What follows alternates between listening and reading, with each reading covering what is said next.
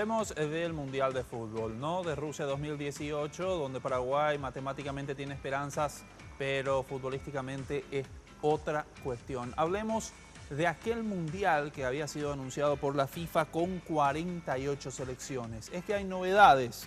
El despacho del Consejo de la FIFA, que está integrado por el presidente y los presidentes de las 6 confederaciones, se reunió hoy en Zúrich y acordaron una propuesta para las posibles plazas, la repartición de estas 48 plazas para el Mundial del año 2026.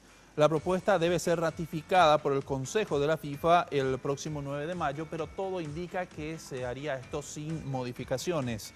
Hablamos de que el pasado 10 de enero el Consejo había decidido por unanimidad ampliar de 32 a 48 el número de selecciones participantes del Mundial de Fútbol desde el año 2026.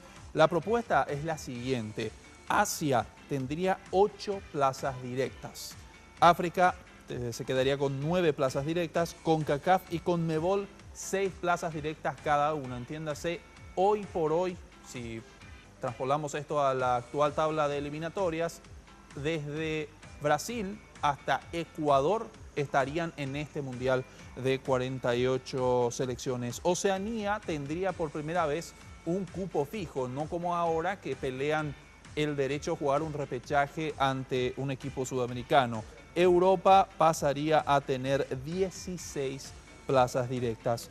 Todo esto suma 46 plazas de 48 posibles. ¿Qué pasará con las otras 2?